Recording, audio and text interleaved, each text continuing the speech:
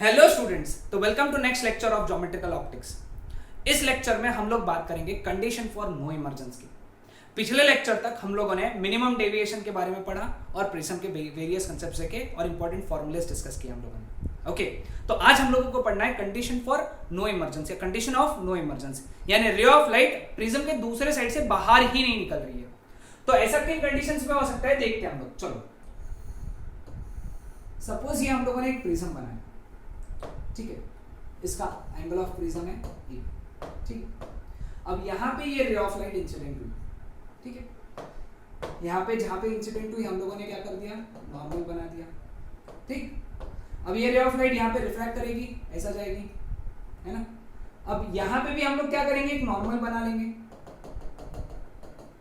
ठीक है। अब देखो, सारे एंगल मार्क कर लो यहां पे। ये हो गया I, ये हो गया R1, ये हो गया R2। अब रे ऑफ लाइट बाहर इमर्ज नहीं कर रही है, इसका मतलब ये हो रहा है ना कि रे ऑफ लाइट यहां पे आई और यहां ऐसी चलेगी, इस तरीके से चलेगी, तभी तो वो बाहर नहीं आ रही है।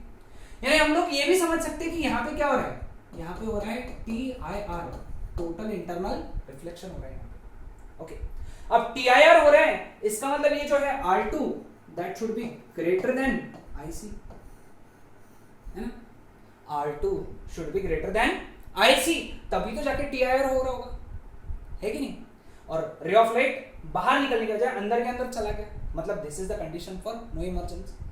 लेकिन अब R2 is greater then IC, ऐसे R2 के बहुत सारे वैल्यूज रहेंगे जो IC से बड़े रहेंगे, है ना।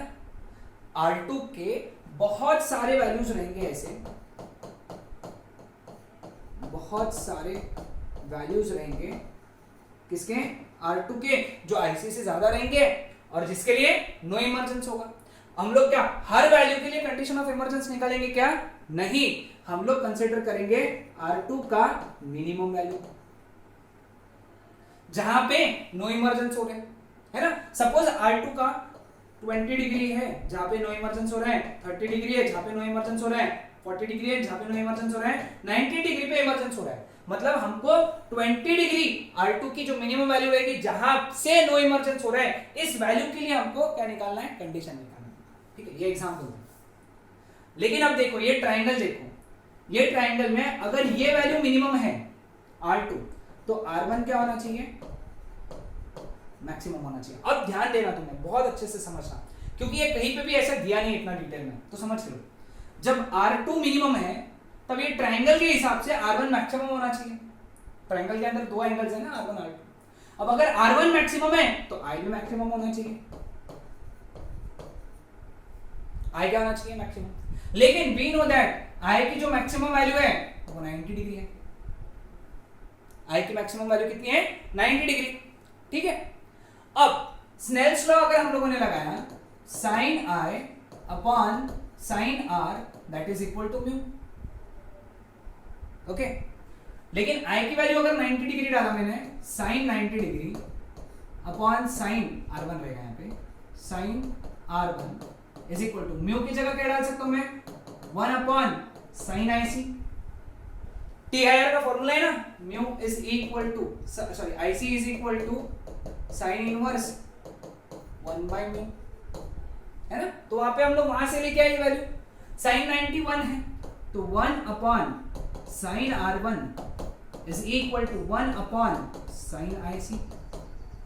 दोनों साइड कंपेयर किया तो R1 is equal to IC आया,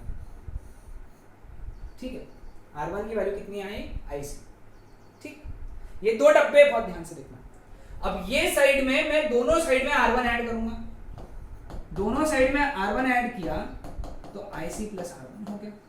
लेकिन R1 प्लस R2 क्या होता है, A होता है, और R1 की वैल्यू कितनी है, IC, तो IC plus IC 2 times IC हो गया।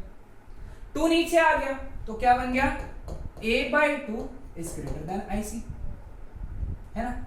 यानी मैं लिख सकता हूं यहां पे A/2 it is greater then sin inverse 1 upon mu, है ना।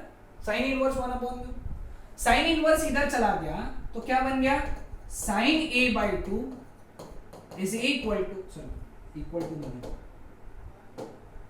it is greater than 1 upon mu, mu इधर चला गया, ये इधर आ गया, तो mu it is greater than 1 upon sine a by 2।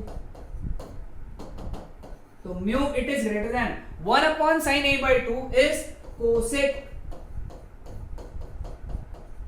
a by 2।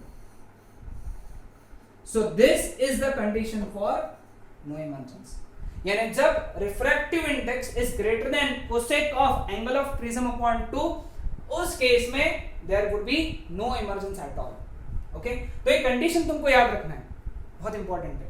Okay, ये डेरिवेशन नहीं भी याद रहा चलता है, कंडीशन याद होना चाहिए, है ना। कितना आसान डेरिवेशन था। ओके, सो नेक्स्ट लेक्चर में हम लोग बात करेंगे कंडीशन फॉर ग्रेजिंग इमर्जेंस की।